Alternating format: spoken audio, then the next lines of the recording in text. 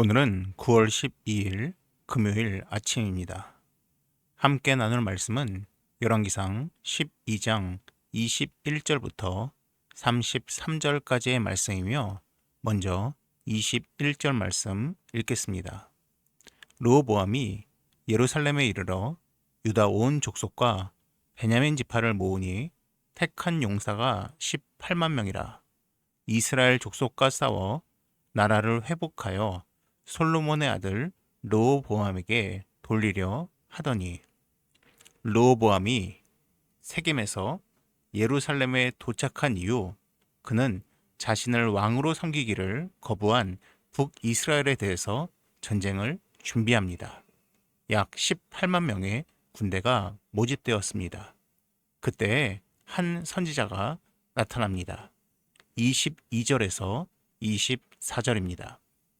하나님의 말씀이 하나님의 사람 스마야에게 임하여 이르시되, 솔로몬의 아들 유다 왕 르호보암과 유다와 베냐민 온 족속과 또 그 남은 백성에게 말하여 이르기를, 여호와의 말씀이 너희는 올라가지 말라. 너희 형제 이스라엘 자손과 싸우지 말고 각기 집으로 돌아가라. 이 일이 나로 말미암아 난 것이라 하셨다 하라 하신지라. 그들이 여호와의 말씀을 듣고 그 말씀을 따라 돌아갔더라. 하나님의 사람 스마야가 나타나서 하나님의 말씀을 전합니다. 싸우지 말고 집으로 돌아가라. 이 모든 것이 하나님의 계획 가운데 있다라고 이야기를 합니다. 그러자 백성들이 그 스마야가 전한 하나님의 말씀을 듣고서는 그냥 돌아갔습니다. 그리고 이제 이야기의 중심은 남유다에서 다시 북이스라엘로 넘어갑니다. 주인공은 북이스라엘의 왕 바로 여로보암입니다. 25절과 26절입니다. 여로보암이 에브라임 산지에 세겜을 건축하고 거기서 살며, 또 거기서 나가서 분우엘을 건축하고 그의 마음에 스스로 이르기를, 나라가 이제 다윗의 집으로 돌아가리로다. 여로보암은 앞선 이야기에서 르호보암이 이스라엘 지파의 장로를 만났던 세겜을 수도로 정하였습니다. 그리고 수비를 위해서 분우엘을 요새화했습니다. 이 일을 마치고 그의 마음속에 한 가지 생각이 들어옵니다. 바로 두려움이었습니다. 그 당시 모든 이스라엘 사람들은 1년에 3번 여호와의 성전을 방문하여서 예배를 드리고 절기를 지켜야 했습니다. 그런데 그 성전이 남유다의 예루살렘에 있으니 북이스라엘 사람들이 자주 가다 보면 자신을 버리게 될까 두려운 마음이 들었습니다. 그래서 그는 잘못된 결정을 합니다. 27절에서 29절입니다. 만일 이 백성이 예루살렘에 있는 여호와의 성전에 제사를 드리고자 하여 올라가면 이 백성의 마음이 유다왕 된 그들의 주 르호보암에게로 돌아가서 나를 죽이고 유다의 왕 르호보암에게로 돌아가리로다 하고, 이에 계획하고 두 금송아지를 만들고 무리에게 말하기를, 너희가 다시는 예루살렘에 올라갈 것이 없도다. 이스라엘아, 이는 너희를 애굽 땅에서 인도하여 올린 너희의 신들이라 하고, 하나는 베델에 두고 하나는 단에 둔지라. 여로보암은 북이스라엘 북쪽에 위치한 단과 남쪽에 위치한 베델에 각각 금 송아지를 설치합니다. 그리고 예루살렘 성전 대신 이곳에서 제사를 드리라고 합니다. 동시에 그 금송아지를 지칭하면서 이렇게 말합니다. 너희를 애굽 땅에서 인도하여 올린 너희의 신들이라. 이것은 흡사 과거 이스라엘 백성들이 출애굽한 이후에 시내산에서 금송아지를 설치했을 때 그들이 했던 그 고백과 닮아 있습니다. 여기서 끝이 아닙니다. 31절에서 33절입니다. 그가 또 산당들을 짓고 레위 자손 아닌 보통 백성으로 제사장을 삼고 여덟째 달 곧 그 달 15째 날로 절기를 정하여 유다의 절기와 비슷하게 하고 제단에 올라가되 베델에서 그와 같이 행하여 그가 만든 송아지에게 제사를 드렸으며 그가 지은 산당의 제사장을 베델에서 세웠더라.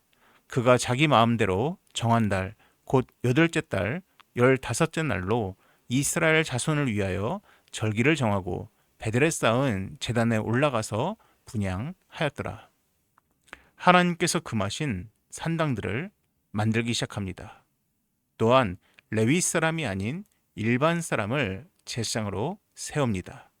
심지어 7째 달 15째 날인 초막절을 8째 달 15째 날로 바꾸었습니다. 하나님께서 정하신 절기의 날짜를 임의로 옮긴 것입니다. 이 모든 것들에 대해서 30절에 이렇게 말하고 있습니다. 이 일이 죄가 되었으니 이는 백성들이 단까지 가서 그 하나에게 경배함이더라. 모든 것들이 죄였습니다. 더구나 여로보암은 왕이었기 때문에 혼자 죄를 짓는 것이 아니라 백성들로 하여금 죄를 짓도록 만드는 자가 되었습니다. 여로보암은 백성들에게 버림받을까 두려웠습니다. 만약 그렇게 두려웠다면 솔로몬처럼 했으면 됩니다. 솔로몬도 왕으로서 본인이 잘 통치할까 두려웠기 때문에 하나님을 찾고 하나님께 지혜를 구했습니다.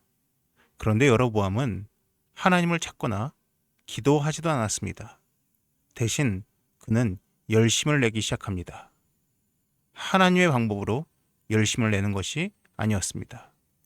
그냥 일반적인 열심도 아니었습니다. 가장 최악인 죄의 방식으로 열심을 냅니다. 우상을 통해서, 산당과 일반 제사장들을 통해서, 또한 절기의 날짜를 옮김을 통해서 열심을 냅니다. 하지만 결과는 죄에 오염된 백성들의 모습이었습니다. 그러니 하나님께서 좋게 평가하실 리가 만무합니다. 이것은 우리의 삶에도 적용됩니다.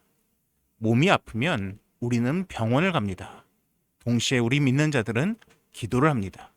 병원 의사를 통해서 또한 먹는 약을 통해서 그 병이 낫기를 기도합니다. 성적을 올리기 위해서는 우리는 공부를 합니다. 그리고 동시에 공부를 할 체력을 얻게 해달라고, 또한 마음이 지치지 않게 해달라고 기도합니다.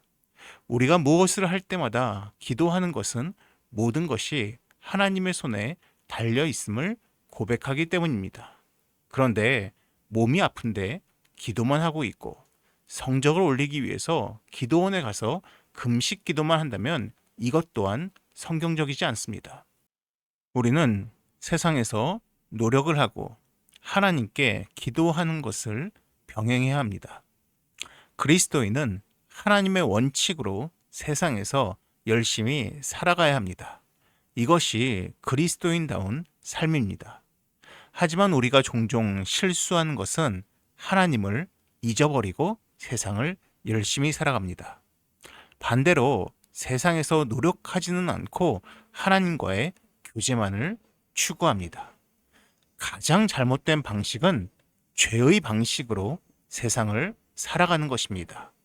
여로보암이 바로 그렇게 행하고 있습니다. 하나님의 원칙으로 세상을 열심히 살아가는 우리가 되었으면 좋겠습니다. 기도하겠습니다. 하나님, 우리가 하나님을 잊고 세상을 열심히 사는 자가 되지 않길 원합니다. 또한 세상에서 노력하지 않고 하나님만을 구하는 자들 또한 되지 않기를 원합니다. 항상 우리가 하나님의 원칙으로 세상을 열심히 살아가는 자들 되기 원하오니 하나님, 우리가 이 마음을 잊지 않도록 도와주시고 이를 통해서 우리에게만 유익을 끼치는 것이 아니라 많은 사람들에게 유익을 나누어 주는 자가 되게 하여 주시옵소서. 이 모든 말씀 예수님의 이름으로 기도드립니다. 아멘. 이어서 화면에 보이는 기도의 제목으로 함께 기도하시기 바랍니다.